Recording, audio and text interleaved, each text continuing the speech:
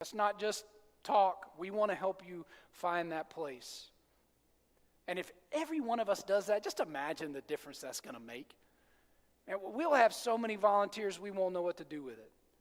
We got to break down these barriers that are there to service, and that's the fourth and kind of final big point today. There's always those barriers that come up that keep us from serving. For some people, it's that they don't recognize their gifts, like they don't think they can do a thing. Other people know they have a gift, they just refuse to use it. So those are barriers, not recognizing our gifts, not using our gifts. For some people, it's waiting for the perfect opportunity. Well, I just don't know if the time is right now, and I'm really busy, and I got this, and I got that. And look, everybody's busy. You got to sort out what you can do and what you can't do. But you can do, look right at me, you can do something. You can. And if the thing that you choose to do is for the Lord, I promise you that's the right thing to choose. Of all the things you can do, choosing to do the thing that honors God, that God's calling you to do, that's right. You should do that. Well, I don't have enough time. As my mentor says, you have all the time that you need today to do everything that God means for you to do today. God has given you all the time that you need today to do everything that He means for you to do today. And so you just have to decide what you're going to do with that. That's a prioritization thing, and it's a commitment thing for every one of us. For me, starts with me, goes to y'all, every one of us. And you wait for the perfect opportunity, or you say, well, somebody else will do it. Somebody else has got that. I'm sure somebody else will like that more. No, hey, let me just step up. And here's the other really cool thing from this. You will find that over time, this is the best way for you to make connections in your church. It is the best way. When you serve alongside somebody, we have seen this through the years here at Galilee, year after year after year. Some of the best relationships that are built here in this church come when people are serving alongside one another. And what you will find when you start serving here, I can promise you this, gone will be the cries of, oh, well, we just don't really know anyone at church. Or, we just don't really feel connected there. I can promise you, if you will start serving here, you will find that change. Some of the best connections happen when you're serving.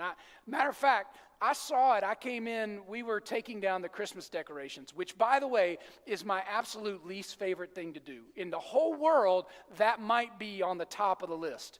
But because I get to stand up here and preach sermons about service and doing things you don't always like, that means I got to show up to help with that, okay? And I did. I showed up that day, and I walked in the front door, and as soon as I walked in the front door, I heard two ladies having a conversation. And they're like, oh, yeah, where are you from? And, oh, yeah, so you've been here this long. They're having they clearly had never met, but they were meeting because they were taking ornaments off a big Christmas tree in the foyer, and they were making a connection.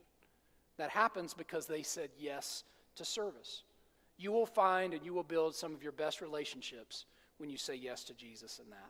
When, quite frankly, you are willing to take up the heart of a servant that says, I love Jesus. Jesus did everything for me. How can I serve? What can I do? Lord, I will do it. And I will refuse to think that the church is a country club. Because the church is not a country club. Right?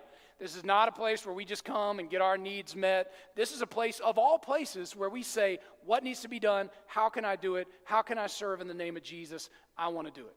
And so whether that's saying yes to the nursery, yeah, you heard the promotion today, so you know I'm going to talk about it. You might say, oh, the nursery is scary. There's a lot of kids. Yes, you will be okay. I promise.